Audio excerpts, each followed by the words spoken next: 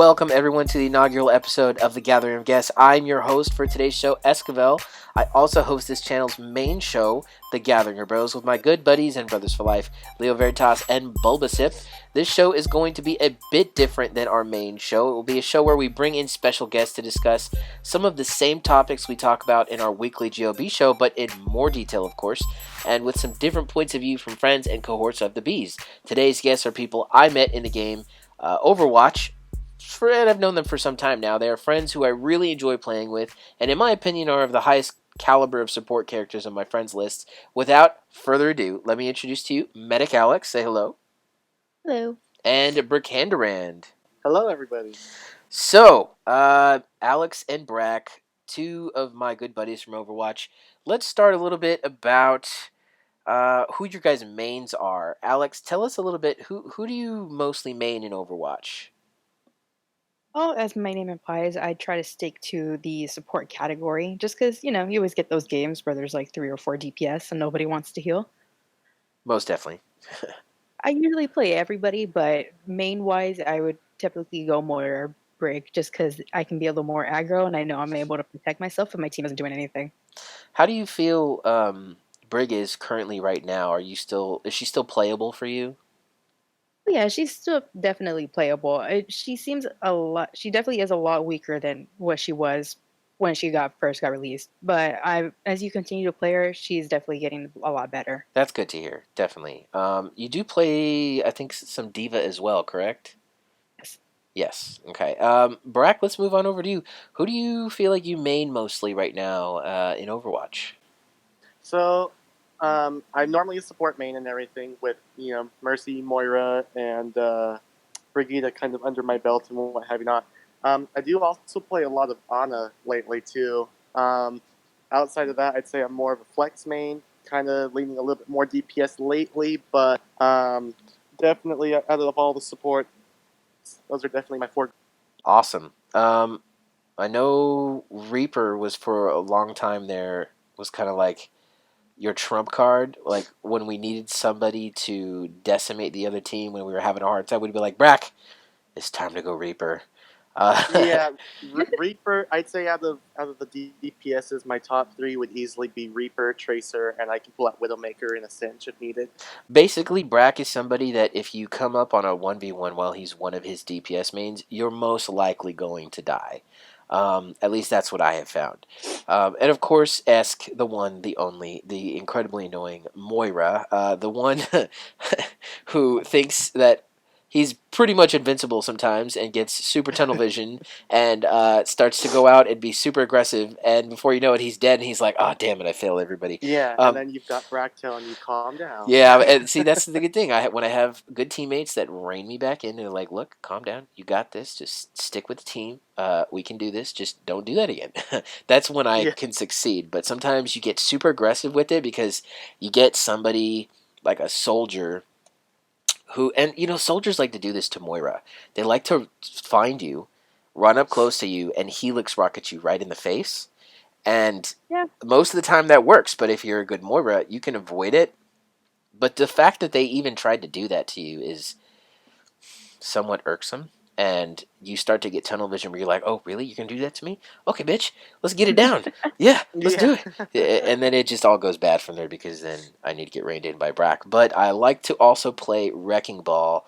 Oh, yeah, I remember that. I still play a lot of Wrecking Ball. I hate to say it because Moira has been my main for so long. I think I have more fun playing Wrecking Ball. Like he's just so fun to play. Just curious, what do you guys think of my Wrecking Ball play? Am I decent or? I'd have to say you're at least decent. Yeah. You're better than most.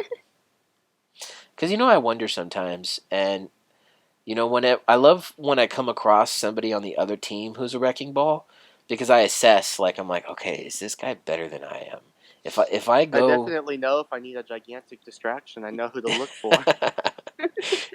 I like to think like if I go Wrecking Ball, will I be able to be better than this dude? And most of the time, that's right. But sometimes I come across a Wrecking Ball, and oh, dude, there's like nothing I can do to stop this guy, and he's just Reaper.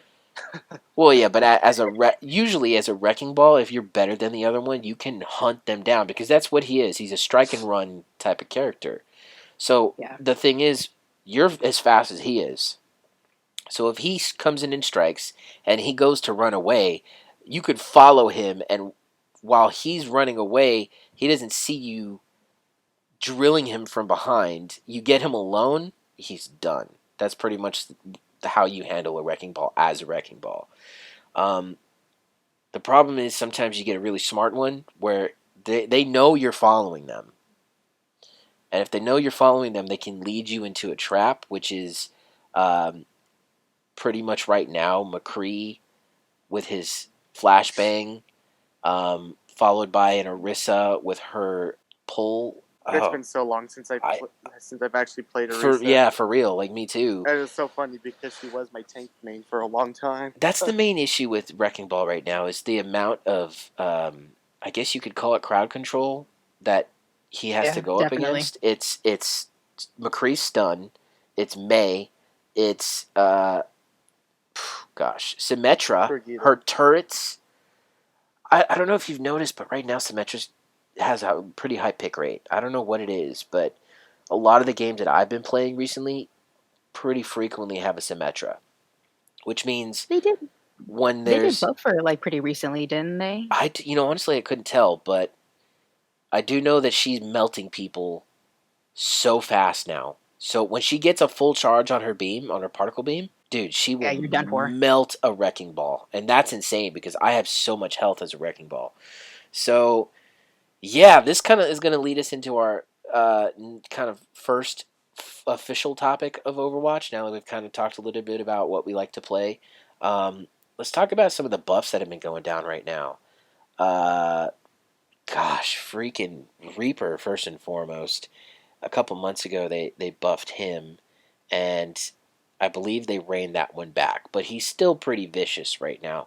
Yeah, I think they still have, if I remember correctly, like 40% HP per damage. Oh gosh, that's insane. So if you're there is a downside to Reaper, and I didn't realize this until I actually attempted to play him on my own, which is the only way that you can really do all that damage is to you have to get up close. If you're not landing as many shots as you need to be gaining that life back, you're most likely taking damage because that's what everybody does. When you see a Reaper, everyone's like, focus the Reaper, and everyone is Yeah. shooting at you at one time. And if you're not taking in all that health back because you're landing hits, you're going to die pretty quick. So, That's Yeah. why you've got to know how to do it, when to do it. And the one thing I like about his recent buffs lately is they really fixed Shadow Step for the better. yeah, I could totally agree with that. I think it really was finicky. Whenever I happen to play Reaper now, I don't really play Mystery Heroes all too much, but sometimes I will, and sometimes I'll just be like in a quick play and I kind of want to play a DPS, but one that I haven't been playing very often. I'll play Reaper. And I've noticed his Shadow Step, at least the control of where it goes, is so much smoother than it used to be. If I look at something, it's actually going to go there. It's not going to like tweak and go in between like three spots in like 5 seconds. Like that used to be crazy when I saw Well, that. it's even smoother now lately, while you're moving. So, like, I don't have to just sit there and try to focus on aiming. I can do it as I'm simultaneously moving and still know I'm going to go where I'm aiming at. Ah, yeah. See, that's really useful. Um, Geez, there's so much that we could talk about with Reaper, but let's move on to McCree because he's kind of one in particular Fine. that is super annoying right now. Very. What the hell did they do to freaking McCree, guys? Oh, A okay. lot. So they kept buffing his fan the hammer, and finally they were like, okay, maybe we should stop with the fan the hammer. So they brought it back, I believe, like 5 damage or something like that. It still does like 50 or something like that. It's still And insane. they're okay. Yeah, they were like, okay, let's bring it back. So they did that, but people were still fanning the hammer because it was still insanely strong. So like, all right, let's try to get them away from fanning the hammer. So his regular primary shots decreased by zero point 0.1 seconds, and you would think zero point 0.1 that can't be a lot. It's a game changer for It sure. really is because he's able Hmm. to hit a target with a fan the hammer and pop 2 shots at them, which if you're a wrecking ball, let's think about this for a second. All my health is a wrecking ball, okay? It should be actually difficult to kill me. It shouldn't be like super hard and impossible, but it should be difficult as a tank with all my health, especially with my freaking shield that I can pop. He will stun me, fan the hammer, roll, fan the hammer, and if he's got other teammates that have crowd control like a Mei after the stun, I'm pretty much sitting there and taking everything that he's dishing out. That's 2 fan the hammers. He could reload and use another fan the hammer, and then I'm done for sure. Or he could pop off 3 shots and I'm instantaneously killed. And he can do that all so fast. The main purpose of Wrecking Ball, which is to roll through and push back and crowd control through the impact of his hits, pushing back and pushing back. Let's think Eichenwald on the first push on before they take the payload and the bridge. That's my favorite thing to do with Wrecking Ball is to push back and push back. Everyone tries to, like, you get a Ryan and a Zarya trying to push through underneath the bridge. I roll through and I just push them right back into their little area where their spawn is. If there's a freaking McCree, I can't do that. I can't do that at all. They had already affected the game as a whole with his fan the hammer, but it was livable. But I feel like changing his rate of fire has completely changed the game as a whole. What do you guys think about that? I think so. Maybe to at least to an extent. I mean, he's definitely, ever since his most recent buffs, he's definitely been, a higher pick choice and everything. And I can understand having, like, making him a counter to certain stuff and everything, like, the Wrecking Ball thing where you've got, you're supposed to come through and get the heck out pretty much. Well, I can see that being understandable to an extent to try and minimize that or make it to where you really have to watch what you're doing as Wrecking Ball. But I feel like for just about anybody else who doesn't necessarily have the mobility to just get away, if they are lucky to even survive, it's really, scary to think about. All it takes is a really good McCree who knows what he's doing to just destroy just about anybody. I don't know how much you guys play of the other modes. I'm a big fan of the deathmatch, the 8v8 free for all deathmatch, and then also the 4v4 team deathmatch. That the 4v4 team deathmatch is probably my favorite. So this week, the arcade games constantly change. I was playing the competitive free for all deathmatch. Mm-hmm. Usually I do pretty well. It's been a while since I played that mode, and usually I play Moira, and I can get top 4 and get a dub. Because if you hit top 4, you get a dub towards your arcade boxes. I was surprised to find that in a match that I was playing in free for all deathmatch, I was the only Moira. There were 5 McCrees, 1 Reaper, a Hog, and me. I was disgusted that because of changes that they've made to this character, that he has completely dominated and taken over this mode. There's the majority of the characters playing in this match were McCree. That's insane, right? There's a lot of people that, they kind of abuse the things that get buffed. And I've noticed that a lot too, because I've been playing a lot of Doomfist, for example, when it comes to the competitive deathmatch. I would rather play Doomfist. Like, Yeah. Doomfist, he can be good. Like, he can be really good. But He's good, but then when you have 3 McCrees all cornering you, flashbang after flashbang after flashbang, you can't do anything. And that's all they're using is their flashbang and fan the hammer. Because they buffed Fan the Hammer so much, even in regular comp or regular matches, you have McCrees that don't even bother using their primary fire. They go around just fanning the hammer the entire time, and they still get really good amount of kills. And then worst case scenario, they can get point blank, because they're already point blank with the fan the hammer, right? And then just pop off 2 quick shots with that rate of fire, and it's just like adding another couple shots onto your fan the hammer. Exactly. I get why they increased the fire rates to try to back off from what they did with the Fan the Hammer, but if that's the case, then I think they Then need fix to the decrease fan the the amount of damage hammer. that Fan the Hammer does. Exactly. Oh my gosh, it's so frustrating. Yeah, it just doesn't make sense to me why they would have thought that would have balanced it out. But I mean, you know, they're testing things out, but I feel like the PTR should have shown this type of stuff happening well before the balances and everything were released. And they should have And fixed it. yeah, that's Yeah, definitely it. It's like it gets released on PTR for a reason. You have an idea. It's like, all right, let's release it on PTR. Let's see how it does. You would have thought that all the complaining from the PTR would have been enough for them to go back on it and say, all right, you know what? We need to change this. We're not actually going to do this. We're just going to tweak it a little bit. But they still. exactly. I don't understand it, but then again, I'm not a developer.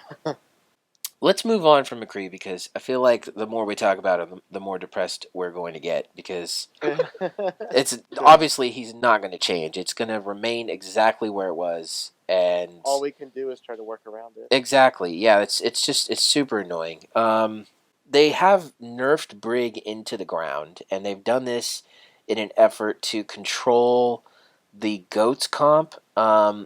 Just out of curiosity, how often do you guys run into goats comp just in your regular play, in either quick play or competitive play?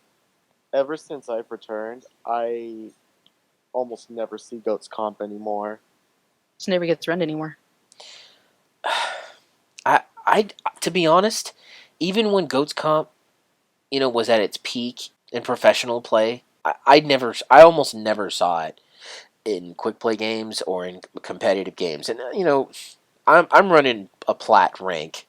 That's not super high, but it's not super low. For the most part, people are coordinated in talking on mic, and a lot of people use the find a group tool, and there is organization. You would think that you would run into it maybe 2 times out of 20 games at the very least, where I was going entire seasons without seeing a single team run goats comp against me. Um, I kind of get the feeling based off of my personal experience that it wasn't so much of a problem in our type of play. I mean, PC again is different. It's completely different skill levels. But on PlayStation, on our servers, I didn't really encounter goats very often, so it really wasn't a problem in my eyes. So what they were essentially trying to fix was the professional play and how much they used the goats comp. So I almost want to talk about the reasoning behind why they were doing this. Was it right for them, or logical for them to nerf Brig into the ground to fix mostly the professional scene using goats comp? Well, when you look into it, a lot of the changes are made to help balance Overwatch League, even though majority, 9 times out of 10, Overwatch League teams are running goats. The break situation, that was kind of getting complaints from everybody all around, so that's why she was nerfed. She's gone through so many changes at this point that it's hard to recall even how she was before. I was gonna say, I remember back in season 10 when she first came out and everything. Here we are, season 17, and I feel like the pick rate isn't nearly as high as it used to be. Oh no. Um, I know, I can attest to the fact that even when she first came out, I knew she needed a nerf. I knew she needed to be fixed big time. There was no way that I myself should have been able to 1v6 an entire team and not get destroyed. Some of the more recent nerfs that ended up happening, I can understand like her shield not going through like a Reinhardt shield and stuff like that. I get that. I was kind of I was kind of rude when I do that to people and just watch my team destroy them because their Reinhardt dropped the shield. um, with some of the other stuff, like I get they tried to make it to where she was more healing based and stuff like that, but it's almost like you've got nothing really to work with for defense anymore. They've Like ruined her you can kit. protect your flank a little bit, but I can't I can't do the job she was designed to do, and that's to just outright kill Tracer, who's meant to flank. If I can't kill my flanker, or at least not easily, or not as easily, let me rephrase that, then I feel like there's a small bit of a problem there. Oh, big time. Yeah, she can't really combat against her counters almost at all now, and that's a big reason why her pick rate has dropped so much. Is because you have to not only be concerned with being offensive and then keeping your team alive, but you have to be so careful about your positioning because if one of your counters comes across you, if you're not with your team, you're probably gonna die because you don't have the kit that allowed you to survive those Well, not to instances. mention the fact that the shield bash got significantly dropped to just 5 damage when you get hit. Now, I don't know about you, but I don't think some hitting me in the face with a freaking gigantic ass shield, tickles. They need to work on that a little bit. Yeah, I think what they definitely needed to do was take the shield bash down a little bit. I think making it the same amount of damage that McCree's flashbang does, for example, which I believe is Right. 25. Mm-hmm. Yeah, it is 25. But to nerf it down to 5, like she can't even do her combo. Or in Tracer's case, shield bash hit mace throw real quick. Oh yeah, That's the problem is I agree with nerfing the cooldown. I felt like that was fair and I justifiable can agree there. to make it as long as it was, but I don't feel like dropping the damage down that significantly was worthy. I could understand maybe a little bit to make it to where Tracer has a chance to survive a combo and get out of there, but I don't think that was the way to go. Definitely. All right, guys. Well, obviously, there's a lot of changes that have been going on to Overwatch for a really long time. Um, We could talk for hours we about really could, everybody. yeah. Yeah. Combating the goats comp has obviously been Blizzard's number one reason for the past few months for most of their changes to characters. But let's kind of move away from that. I'm curious to hear what you guys are looking forward to in a potential Overwatch 2. Um, do you guys think that maybe we're going to get additional content that's going to be add on to the existing game, or are we going to get a brand new release of a new game titled Overwatch 2? Is it going to be similar, or is it going to be maybe just the story? Maybe we're going to get a campaign, and this will still continue. Overwatch, the first game, will continue to be their online play. Brack, let's start with you. It's really interesting. So I heard the rumors about Overwatch 2 and everything, and I'd like to think that maybe it might be like campaign based, where you've got a campaign and then you've got your online multiplayer, kind of like I don't know, like what you would see in like maybe Call of Duty or something. Yeah. But the problem that I guess I would have with that is, it's not very often that we get story in general in the first place, let alone a whole brand new game. Are you done with your thought? Yeah, that's it. Okay. Oh, there's a moment of silence. All right. Alex, what about you? How are you feeling about a potential Overwatch 2? Uh, I'm a little on the fence of it, not gonna lie. It doesn't make sense to me to have a part two to a multiplayer game. Hmm. Even with They all the lore that they've kind of built with the animated shorts, I mean, obviously it's fun to watch the animated shorts, but as someone who enjoys them, I definitely would like some way to continue that story as far as play. You know what I mean? Can you agree with that? Yeah, definitely. Like, I would love to have, be able to be a part of the shorts, have a little bit of play in it, kind of like the archives event, a little bit like that.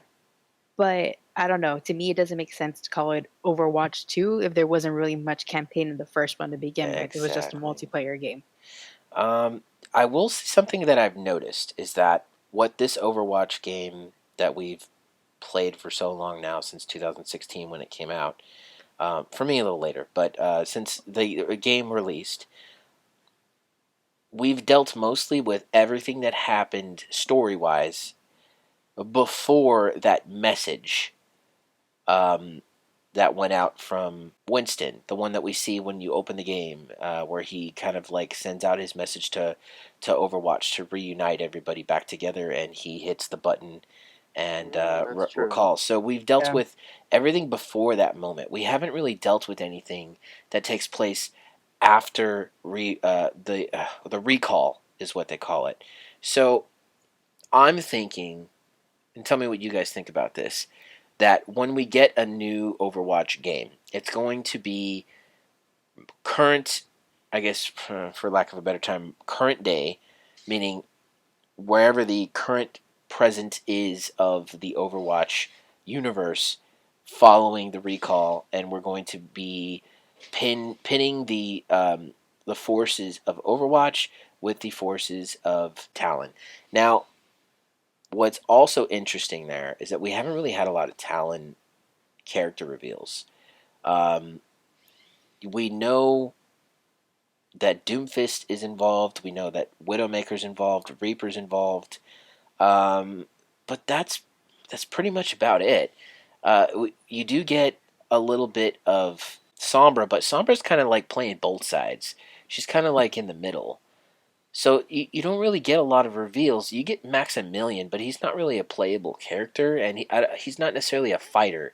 He's more like the brain behind the Some of scenes. the operations, yeah. Yeah, so I'm thinking that at some point they're going to have to start revealing, if you're going to get a campaign and you're going to get good versus bad in this story, there's got to be more people involved with Talon. I guess Moira too, right? I guess Moira's part of Talon. To be honest, I'm so confused on where Moira stands just based on what we've learned. It's really hard to say. I think she kind of plays like Sombra. She likes to do her own experiments, and she'll kind of just ask for help from anybody who gives it to her. She's not necessarily picking a side. Whoever's I think willing so to long as fund. she's able to do pretty much as she chooses to, you know, if she can, like Alex was explaining, if so long as she can follow her scientific experiments, she doesn't care where she gets the funding or who's doing it. She just cares that she's able to do what she needs, what she Uh, feels she needs to do. so she's like impartial to a stance per se.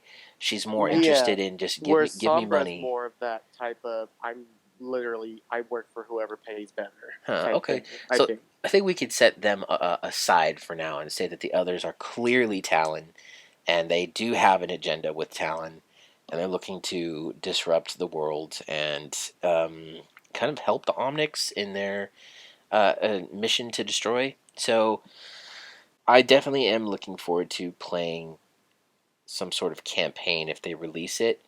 I'm really hoping that they do release a new game because I feel like it will feel more current. I mean, not to say that Overwatch is dated, but it's been 3 years now since this game was released. So technology gets better, and I think if they did release a brand new Overwatch 2, I think it would definitely look and feel better than Overwatch. So that's kind of my take on it. Let's kind of move on from Overwatch at this point. I think we've talked enough about this passion that kind of united us in the first place. Now, there's another game that I'm definitely interested in. That would be Dead by Daylight. I played for a really long time Friday the 13th. I was a big Friday the 13th fan. I played with all my friends. And that when that game came out, it was about the time that Dead by Daylight was coming out, and I just kind of never really got into it. Convince me why Dead by Daylight is something that I should invest in. Well, being that how I got to know you through Overwatch, you really value the teamwork that comes with the game. Very Dead by much. Daylight is very, very on top of that. Even though majority of the time you get into matches if you're playing alone and there's people who don't rely on teamwork and do whatever so they can survive, it is a very team-based game. You have to try to finish these generators, escape from the killer grasp. Try to get everybody to escape as the main goal. Awesome. So it is like Friday the 13th, like a lot. Did kinda. I used to play Friday the 13th a lot too, and it kind of is like that. Obviously, Dead by Daylight, you can't really defend yourself against it, but there's still Oh, so there's no fighting. perks that you can have. There's no Yeah, fighting you back. cannot do anything against. Oh man. That perks that you can use. so you're just helpless. That's crazy. All right, Brack. What about you? What do you have to say about Dead by Daylight? Convince me to get the game. Well, like Alex explained and everything, it's very team based, and like all games, eventually you come across people who are not into the whole team scene and are just me, me, me, me, me. But with the game and everything, like Alex was saying, albeit you don't have like weapons to defend yourself, you do have perks and skills, to help get you out of sticky situations or to help you complete your objectives faster. And you do have, you know, um, like pallets and stuff like that you can throw on the killer to try to stun them and like slow them down so they can't just catch up to you, or to help you buy enough time to like find a little place where you can try to hide away to escape, get out of their line of sight. Uh, Whereas you're in third person view as a survivor, you can see all around you and everything, no problem. The killer is set to first person, so they can only see whatever's in their direct line of sight. ah, okay. So they are limited to some degree. I like that. Yeah. Exactly. That's much better. And like Friday the 13th, you can play your killer or you can play survivor, totally your choice. And You've it's got all in a, third a person. wide variety to pick from. Each survivor starts off with their own set of perks until you level them up enough, and then eventually you can start doing like cross perk usage and stuff like that with each other. Killers are the exact same way, but each killer does have a specific skill set to each one, that really makes each killer unique. Ah, I like that we refer to them as killers. It's quite interesting. Let's see. I'm interested in customizable characters. Are you able to customize their appearance, or do you have a set appearance? How does that work, Alex? It depends on the killer and the survivor. A lot of them, they do have their own outfits and things that you can have them wear. But other ones, because of licensing issues, they only have that outfit. So, like Michael Myers, he's set to his jumpsuit and his mask. Same thing with Laurie Strode. Unless you bought her through the PSN store, she only has her iconic blue button up and her jeans. If you bought her, she has like a turtleneck and another pair of pants, and like that's about it. Yeah, so that's the appearances of both the characters and the killers, is what you were saying. Yeah. Okay. Um, let's see. What else am I intrigued about? What about map selection? Do you always get the same map? Do you get to choose different maps? Are they related to the individual stories of the killers, or I guess the movies that they're based on? Brack, let's pass that to you. So, on with that note, like Overwatch, for example, the map that you get sent to 9 times out of 10 is generally randomly generated. So it just randomly picks a different map for you. The maps are they're divided up into what's called realms. So you've got like the Red Forest realm, you've got like the Gideon's Meat Plant, stuff like that. And each realm typically has a couple of different variations and layouts for each realm. So it's almost never the exact same layout generally until you start to learn how the game is and like Ah, where everything is. that's intriguing. Like for example, there's the Haddonfield map, and that one is specific, obviously, to Michael Myers and Laurie Strode. Uh-huh. And you get to unlock these maps more so as you like unlock these characters and everything, because some of them do start off locked. But as you start to earn them and what have you not, those maps start to become usable, or you can use offerings even Yeah. to request, or well, it tremendously raises the chance to go to a specific map. Okay. Alex, go into the offering, and what does that entail? So the offerings, when you're leveling up a character, you go through a blood web. Through the blood web, you can have different items that you can equip, so a toolbox, medkit, map, key, whatever have you, along with those items. On top of that, you get the perks that you can put on the character, and you get these offerings. Once the match has started and all 5 people are readied up, or time is just right now and the game's about to start, offerings are burned. You can put an offering to increase the amount of mist that's on the map. You can put an offering to create more chests for you to grab items. You can have more XP to go towards, your final score by the end of the match. Or like Breck was saying, you can have offerings to go to a specific map. If you have a game plan for like Haddonfield or if you want to go to the hospital, or if you want to go to Red Forest, you can choose all of that. Or as Alex was also saying, on the killer side of things, you can even put on what's called a Mori, and it allows you to kill the survivors after hooking them at least once.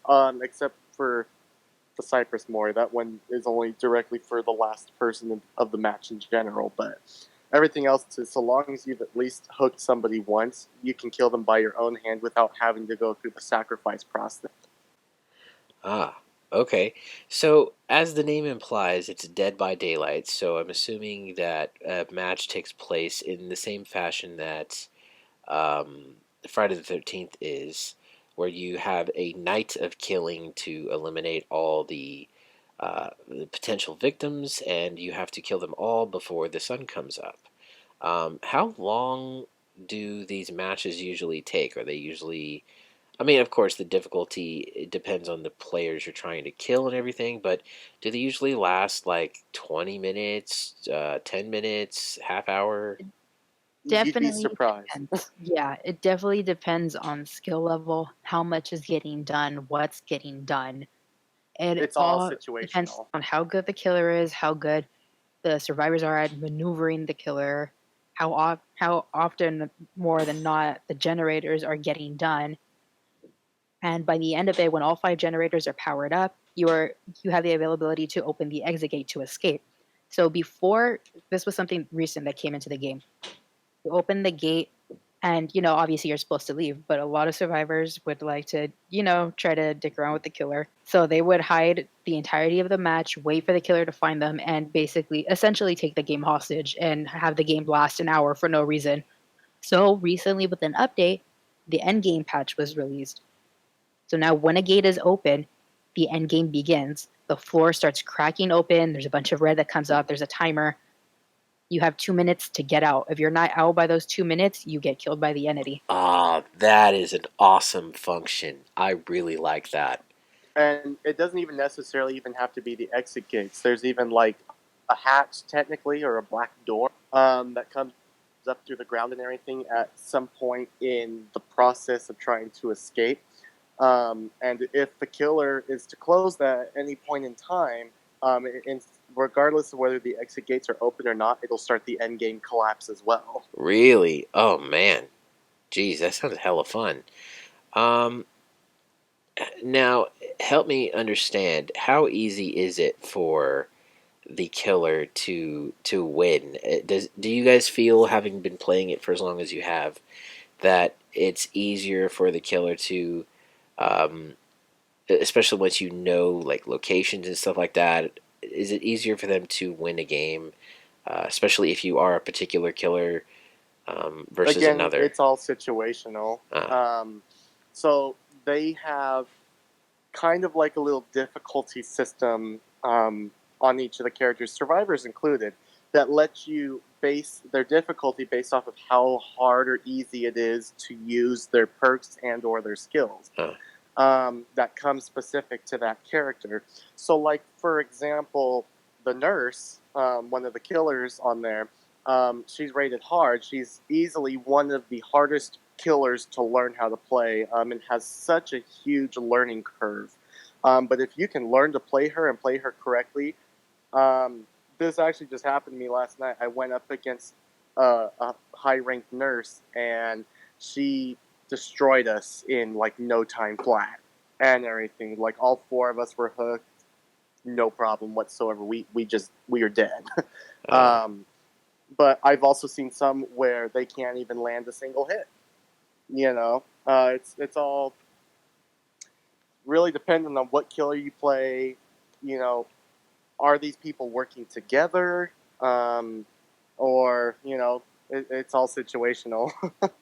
Now, is there always only a single way to escape? Is there, so everyone's working towards escaping. Is there only one way essentially that you can get out? Because in Friday the 13th, you have multiple ways that you can actually escape. You can escape by boat, you can escape by car, driving out of the gate, you can escape by calling the police and running to the police at the exit. Um, you can escape by running out the time. So, you guys tell me what is going on with Dead by Daylight as far as like escape um, methods.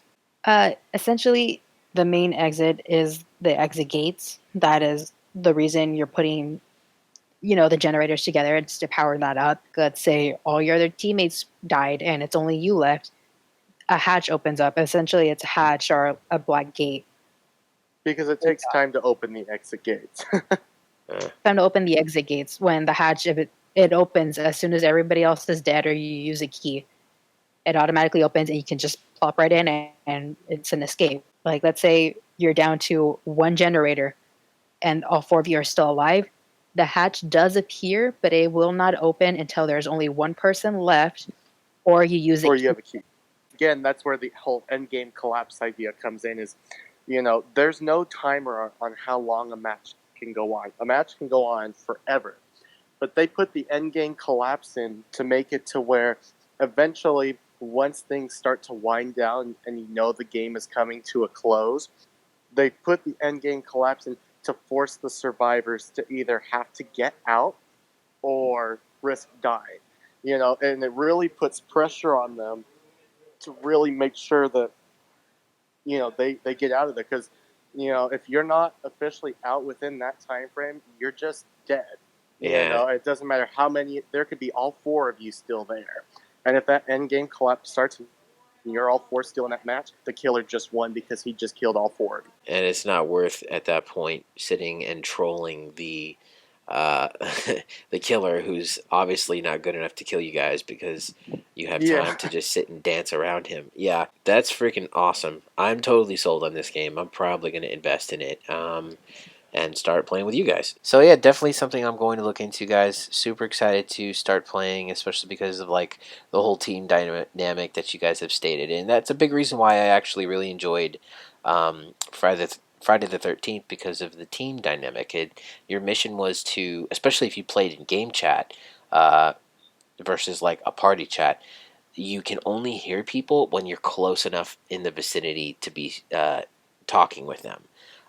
For example, if I'm on one side of the map and you're on the other side of the map, unless we have walkies, we can't talk to each other. So if I'm in the house right next to you, then we can talk to each other and hear each other. But the problem is that the killer can also, well, at that point it's Jason. Jason can also hear you talking. So it's really challenging in revealing yourself, but also being able to communicate what you guys are going to do. Um, Jason could clearly hear you guys talking about how you're going to get the battery for this car and how you're just missing the gasoline, but the gasoline is on the other side of the map. He can easily just teleport over there and just wait for you guys. So, yeah, that game was so much fun, and this game sounds very similar. So you've convinced me, I will be jumping in. Let's move away from games at this point, and we're going to talk. Our last topic of today's gathering of guests is just some anime talk. Something that we like to talk about in our weekly G.O.B shows is anime that we're watching currently that we recommend. Some that we might not like and that we need to revisit at some point, or things that we just might not understand. So, let us start first and foremost with you, Alex, because I know you haven't seen a lot of anime, but the ones that you have seen are ones that I personally enjoy. So, yeah, let's hear from you. What do you like to watch in the anime realm right now? Oh, I'm about into the action type of genre that goes for anything, regular movies as well. Um, so I'm at the very end of My Hero Academia. Binge watched all of season two within the span of like a day or two. Oh Like, I just snap! fell in love with the concept of it. What? So you're at the very end of season 3 at this point. What have Yeah. you? Well, how would you rate My Hero Academia on a scale of 1 to 10? From what I've seen right now, absolutely 10 out of 10. Oh yeah, yeah, I would totally agree with that. It's pretty fantastic. There's lots of And moments within the show where I know it's like gut wrenching. the whole concept of the heroes, I love the idea of these people trying to come together to figure out who they are, and then just like all this superhero stuff added on top of it. I think it really brings it in. Yeah, I love how you have a world that's definitely different. It's unique. People have quirks, which is their superpowers. and the world is already kind of fleshed out for you. They have a system that has developed where it's you have to, if you're going to become a hero and use your quirk for good, you have to achieve a license. You have to be legally allowed to use your powers to help people, because at this point, they've already discovered the risks of not being licensed. Of you can hurt just as many people as you're trying to save in the process of trying to save that individual. And I like that all these things are fleshed out already. I like that we get kind of like the ultimate superhero in All Might, who is kind of the goal for every superhero, and I like his presence. And then the story itself is just really compelling with Deku and everything that he's going through, and being quirkless and trying to make his way through the world without a quirk, and then meeting All Might and having that influence on his life from someone who he's always looked up to. So we won't go into any spoilers, because if there's any listeners today who want to dive into My Hero Academia, I highly recommend to you that you definitely watch the show. It's one of the best that it's in my top 5. It's for sure in my top 5. um, I'm assuming you would also agree that it's definitely something people should watch if they're looking to get into anime, correct, Alex? Oh yeah. Yeah. Okay. Brack, what about you? Have you seen My Hero Academia? I actually have not. I Oh, considered. I know I'm such a terrible child. I'm very, very picky about what animes I watch. But it's definitely on my to watch list to see, what I think of it. I've heard a lot of really good things of it, not only from you guys but from other friends.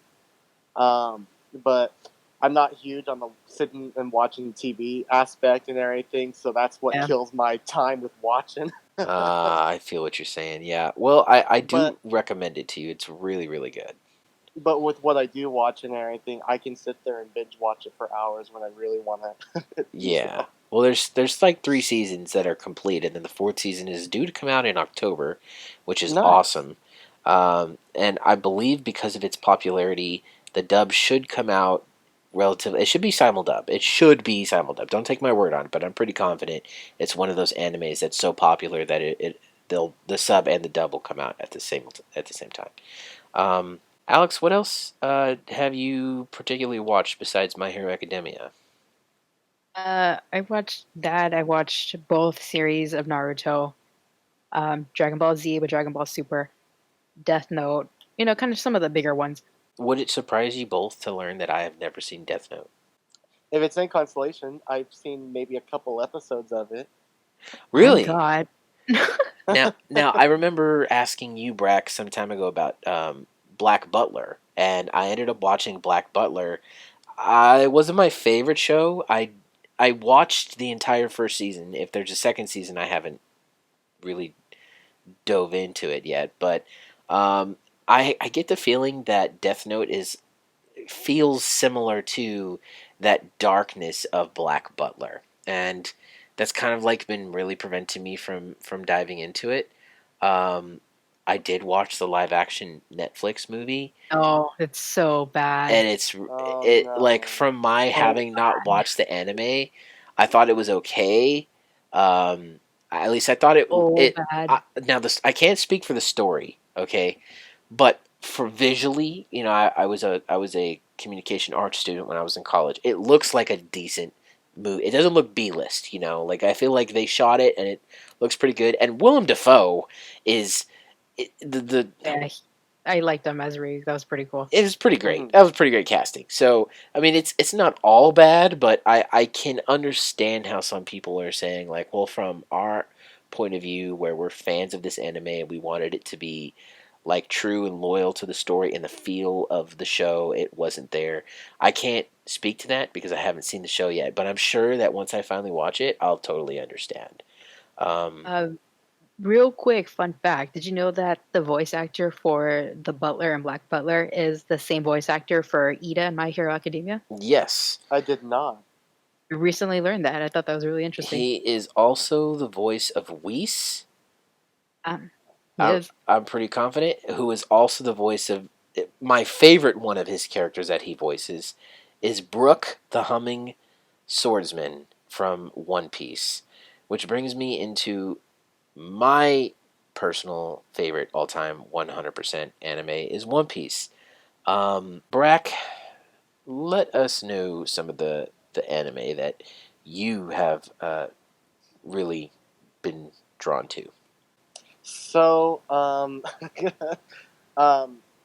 I'm very, very stoked for Castlevania Season 3 to start coming out in most likely October. Ooh, Netflix hasn't announced it quite yet, but um, I'm a huge fan of the Castlevania video game series, and I absolutely respect and admire what they've done with the anime for it as well. I've seen it. It's quite good. Now, some of kind of what I'm watching right now, I just started getting into Agretsuko. Oh my That one, god. that one's cracking me up. I'm really liking that one a lot. Um, absolutely enjoy that one. It's by the same developers of Hello Kitty, in case you didn't know that. Oh, okay, yeah, I can see it. Um, now, one of my all-time favorite ones right now, as you know, there's Black Butler. Like I've watched Attack on Titan. I absolutely love So good, that. so good. I also started getting into Sword Art Online. Ooh, yeah. Finally, I'm thoroughly enjoying that one. Excel World is another pretty all right one. I've seen some of that, but I keep not putting the time into it. It's called It's killing me. Excel Um, World.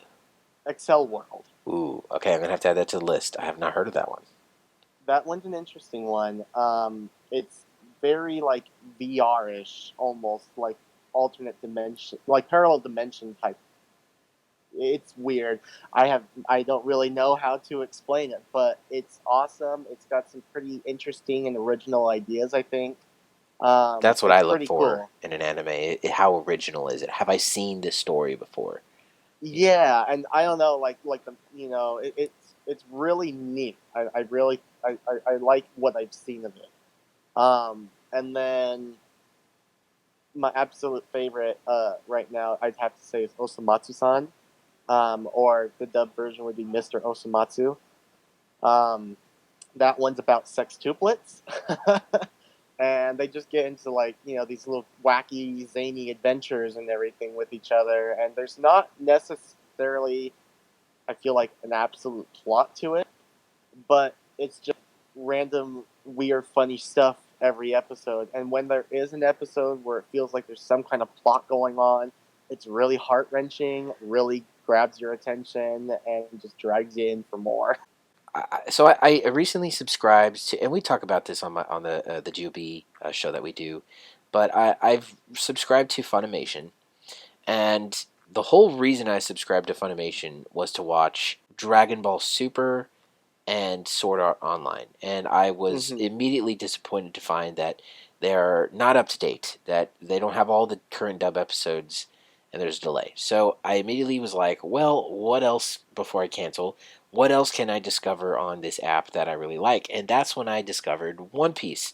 So I kept One Piece. I'm sorry, I loved One Piece, and I kept Funimation specifically for One Piece. But it's been over a year since the last um, dub release, and like I said, I cannot watch this up. It's one of those where it's so difficult because the voices are so Right? different. They're different, and um, they're a little annoying. I'm just gonna be honest. They're a little annoying in the sub, and I'm so used to having gone through 500 plus episodes with the dub voices. Like I just can't listen to Yeah. these It's people. hard to switch over. It really Yeah, is. Yeah. I 100% respect that. That's like, I don't think I could ever watch Dragon Ball Z in like sub or what have you not, because I'm so used to the dub version. But alternatively, on the flip side, I could never ever watch Attack on Titan in the dub version. I've only ever Really? watched the sub, and I cannot stand the dub for Attack on Titan. Really? Because it's Kirito's voice, who voices Aaron Yeager in Yeah, the I dub. know. So And I don't know what it is, but I absolutely prefer the sub so much better than the dub on that one. God, that show's so good too, isn't it? I've been watching it. Oh I my can God. respect the dub, and I can respect the actors doing the dub, but it's not the same. Like even with Sword Art Online, like I can watch the dub of that one because I started off on the dub, but uh, Attack on Titan I started off with the sub. I've only ever known the sub, and so trying to listen to the dub just sounds Too completely foreign different, and yeah. disgusting. You're caught up on Attack on Titan. At this point, you've watched the season finale, huh? Yep. Oh, see, I haven't seen the season finale yet. So, because I'm following the dub, and it comes out every, I think, Saturday or Sunday. I can't remember. I watch it on Funimation. I'll probably watch it tonight. But yeah, the last episode was. Everything's pretty Oh my insane. god! It's this end of season 3 is so good. Alex, you need to watch this show, Attack on Titan. There's just something about it that doesn't catch my attention with that Oh one. gosh, Is it because there's naked people? honestly it just seems goofy because of that, But I'm telling you right now, I watched this show. It's been a few years now since I watched the very first season. I started watching it. I want to say it was like at 6 p.m. right, and I had work the Mm-hmm. next day, and I got so hooked I could not stop watching it. I was like, what the hell are they doing? Like, the twists were it was too much. I could not stop watching it. I ended up binge watching until like 4 in the morning. I had to work at like 8 o'clock. And I'm telling you, it was worth it. It was so worth it because that show captivated the hell out of me. And thank God that it's been as popular as it has, because the story has continued and it's just been getting better and better and better. So, moving back to my original topic, we went off on a huge tangent there. I started discovering a bunch of different anime that I've really, really enjoyed on Funimation. One of which is Mob Psycho 100. Okay. Now, I watched 5 minutes of that first episode and I turned it off. And I was like, I cannot watch this. This is too difficult. And I went and continued watching other anime. And one of those anime I watched after that was Assassination Classroom. I've been And wanting to watch that one. Yes, I've heard that one. I've even seen a few episodes, it's really and good. It's fantastic. Krillin is the voice of the main character. Uh, it I cracks love me up. that. it's a really good show. That show had a reference, or it referenced other anime. One of those anime that it referenced was the misadventures of no, I'm sorry, the disastrous life of Psyche K. I almost call it the misadventures of Flapjack. um, so the disastrous life of Psyche K is a comical anime about a psychic, and it wasn't until I watched that and learned to appreciate that type of anime, because most of the anime I watch are like really serious, that I was able to reassess Mob Psycho 100. And Okay. I revisited it like 2 3 days ago, and I finished that first episode. And it's weird how the first time I watched it, I was completely like, this is gross. I don't want to watch this anymore. It's so Like, what stupid. is this? It's Yeah. yeah, it's just ridiculous. And then I watched it this time, and I was a changed man. I was like, this. I actually really enjoyed this. So I'm actually hooked on it right now, and I think I've watched almost all of the first season. I've laughed so many times, like hearty laughs. It's great. I think we've talked about a lot of anime here, guys, and I'm pretty stoked that we have some recommendations for everybody, and I hope, Alex, you can take away some great anime from our discussions. And now I'm gonna have to Wait, go wait, ahead and wait. really start watching. But like, for real question, if you had to name your favorite anime character right now, who would it be? Oh, of all time, okay, just a character. Oh, okay, all right. Yeah, Give me a second. character. Let me think. Who would I say is one of the most rounded characters that I fully enjoyed? If I just had to throw my favorite out there, Levi from Attack on Titan, he's bae. Just His saying. pay. That's me with Levi. Kakashi from Naruto. Oh Kakashi's a good one too. Okay, The yeah. first time I saw him in that maid outfit, goddamn. Yeah, God, good. Levi is pretty fantastic. Now, oh gosh, you guys got to give me a second. You put me on the spot here. My favorite character of all time. Who would that have to be? I'm thinking. Let's see. Full Metal Alchemist, maybe. Oh, that's a good one. Who am I gonna pick from Full Metal Alchemist? Now, Full Metal Alchemist. If you haven't seen that one either, Alex, I would recommend watching it. Brotherhood, because there's two different Yeah, I ones. recommend it too. It's a great show. Full Metal Alchemist I had a Brotherhood is friend who recommended me fantastic. Brotherhood. Yeah, I mean, so there's two different stories, and the reason for it is because they started making Full Metal Alchemist, and they hadn't finished the manga, and they caught up to the Before they manga, finished the and they manga. were just Yeah. like, let's just make our own unique story. So if you watch like the first 3 episodes of Full Metal Alchemist and then hop over to Full Metal Alchemist Brotherhood, you should be good to go. But if you do want to watch all of Full Metal Alchemist, it's still a really good story. But Brotherhood is definitely better. I'm gonna say Mustang.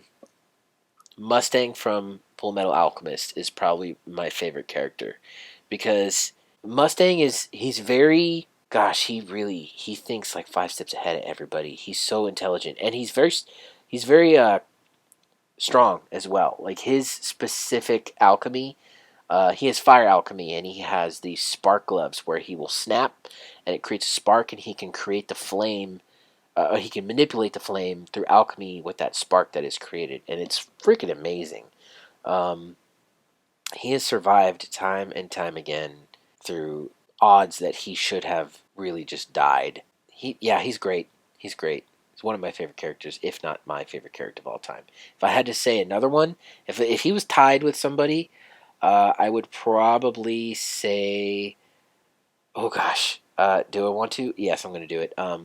Deku, because I don't want to spoil anything for Brack because I know Brack has to watch it still. But his journey, particularly being a quirkless and everything that he goes through, is really captivating. It's a unique story that I haven't really heard in any other anime, and it's just like, I mean, I've been moved to tears watching that show, and going along this journey with Deku. It's just like real tears, real freaking tears. So yeah, good tie there. Mustang and Deku, top two. That's how I am too. If I have to pick a My Hero Academia character, mine would personally be All Might. But yeah, I get what you're coming from with Deku. All Might's great, but it's just like the way that they have the show set up is kind of like passing the mantle type of thing. So he's really not the main character, even though he's like super strong and he's like the hero that everybody's. There's just something about his story that I just really enjoyed, especially with all the stuff that was happening in season 3. I really fell in love with that character. Yeah, I can see that. Yeah, he's a complex character for sure, and in that first the first time that you really get to see him unleash his strength too, like that whole that whole thing was just fantastic during the test. You remember during the test? I don't want to give too much away, but during the test when things went bad and he was like he unleashed his strength. The first time you get to see All Might like for real go all out, like that was just freaking awesome. We had a good discussion, didn't we, guys? We had a lot of great things to say. We talked about Overwatch. We talked about Dead by Daylight and some great anime. We're going to wrap this up here. Thanks, everybody, for hosting with me today. I really appreciate it. Let's talk about just where we can find you on the interwebs, guys. Let's tell our listeners, because I know you guys stream and you guys have some Instagrams and stuff. So, Alex, where can we find you on the interwebs? That would be MedicAlexx on Instagram and Twitch. And then what about you, Brack?